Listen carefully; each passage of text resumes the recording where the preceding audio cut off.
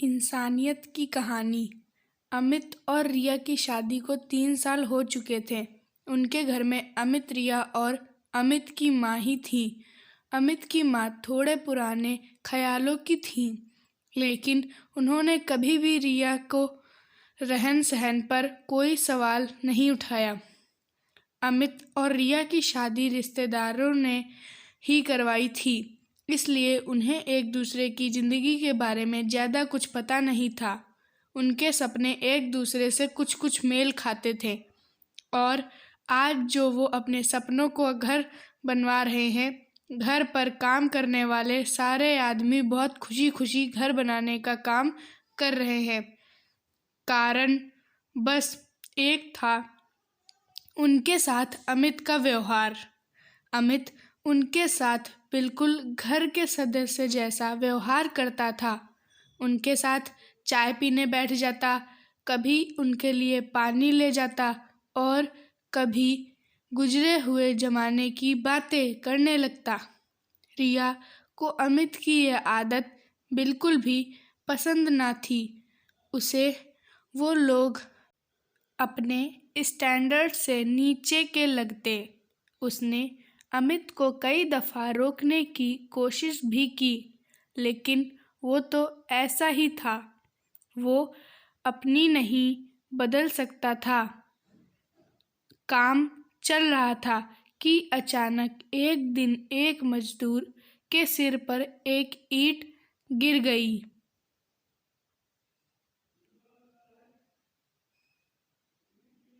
जैसे ही अमित को इस बारे में पता चला, वो अपने कमरे से भागता हुआ आया। उस मजदूर के सिर से बहुत खून बह रहा था। अमित को उस समय कुछ न सूझा, तो उसने अपनी कार निकाली और उस लहूलुहान हुए मजदूर को कार की पिछली सीट पर लिटा दिया। इतनी देर में रिया भी आ गई और अमित के साथ कार की अगली सीट पर बैठ गई और कार घर से बाहर निकल गई। तुम पागल हो गए हो क्या? हमारी नई गाड़ी पर इसे लेकर जा रहे हो? रिया ने खून से गंदी होती हुई बैक सीट को देखते हुए अमित से कहा। रिया के चेहरे पर चिंता साफ झलक रही थी, लेकिन अमित ने उसकी चिंता की परवाह न करते हुए गुस्से में बोला, हाँ, पागल हो गया हूँ मैं। क्या जानती हो, क्या हो तुम मेरे बारे में? तुम्हें पता भी है? इतना कहकर अमित एकदम चुप हो गया।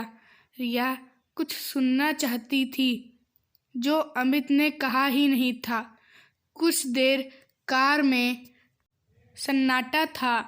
बस सड़कों पर चल रही गाड़ियों के हॉर्न और हवा की सरसराहट की आवाज़ ही आ रही थी। क्या नहीं जानती मैं तुम्हारे बारे में? आखिर क्या है ऐसा जो तुम्हारे दिल में है? मैं जानना चाहती हूँ। एक बार फिर से वही सन्नाटा था।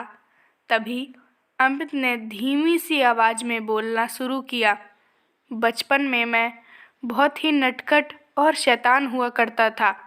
इतना शैतान कि पढ़ाई में बिल्कुल भी ध्यान नहीं देता था। मेरे पिताजी मुझसे बहुत तंग थे। उन्होंने मुझे बहुत बार समझाने की कोशिश की कि मैं पढ़ाई की तरफ ध्यान दूँ, लेकिन मैं उनकी एक न सुनता था। और एक दिन उन्होंने तंग आकर मेरा नाम स्कूल से कटवा दिया। उस दिन मैं बहुत खुश था, पर यह खुशी ज़्यादा दिन ना टिकी। अगली ही सुबह मेरे पिताजी ने मुझे अपने साथ काम पर चलने के लिए कहा। यह सुनकर तो मेरे पैरों तले ज़मीन निकल गई। काम के नाम में डर गया, मगर अब कोई चारा नहीं था। मुझे उनके साथ काम पर जाना पड़ा। अमित पुरानी यादों में खो चुका था। उसकी बात आगे बढ़ती रही। उसने बताना जारी रखा कि वो अपने पिताजी के साथ जिस काम पर गया था, वो काम मजदूरी था। ये सुन रिया को कुछ कुछ समझ आने लगा, लेकिन रिया ने फिर से समझाने की कोशिश की। अमित, वो बीते हुए समय की बात है। अब तुम्हारे हालात वो नहीं हैं जो उस समय थे। फिर क्यों करते हो तुम ऐसा? हमारा एक स्टैंडर्ड है। स्टैंडर्ड? रिया को टोकते हुए अमित ने सवाल पूछने के लहजे में कहा और आगे कहना जारी रखा। इसी स्टैंडर्ड ने ही हमें आज इंसानियत को दिखावे के पर्दे में इस कदर लपेट दिया है कि इंसान को इंसान का दर्द नहीं बल्कि स्टैंडर्ड दिखाई देता है। उसे अपना अंधेरों में बीता हुआ कल नहीं दिखता, बल्कि झूठा चमचमाता हुआ आज दिखाई देता है। रिया को आज एक अमित का बदला हुआ रूप देखने को मिला। उसने ऐसी उम्मीद न की थी। घर में ऐसे मामलों पर कभी छोटी मोटी बहस हुआ करती थी, लेकिन आज तो बात साफ होने पर भी आखिर कौन किसके हिसाब से चलेगा, आज इसका फैसला आने वाला था। इसे दिखावे के कारण मैंने अपने पिता को खो दिया।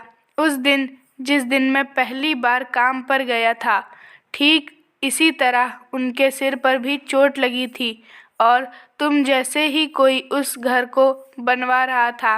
अगर उस समय उन लोगों ने एम्बुलेंस बुलाने की जगह अपने कार में मेरे पिताजी को हॉस्पिटल ले जाते तो शायद मेरे पिताजी आज मेरे साथ होते। रिया सब समझ चुकी थी। उसे अपनी गलती का एहसास हो चुका था। इतनी देर में हॉस्पिटल भी आ गया। अमित ने कार हॉस्पिटल के गेट के आगे रोकी और उसी वक्त रिया कार से उतरकर मदद मांगने लगी, अंदर चली गई।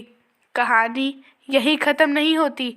अमित के पिता के मारने के बाद उसके काम के पहले दिन ने ही उसका भविष्य तय कर दिया था, मगर उसे अपना ये भविष्य मंजूर न था।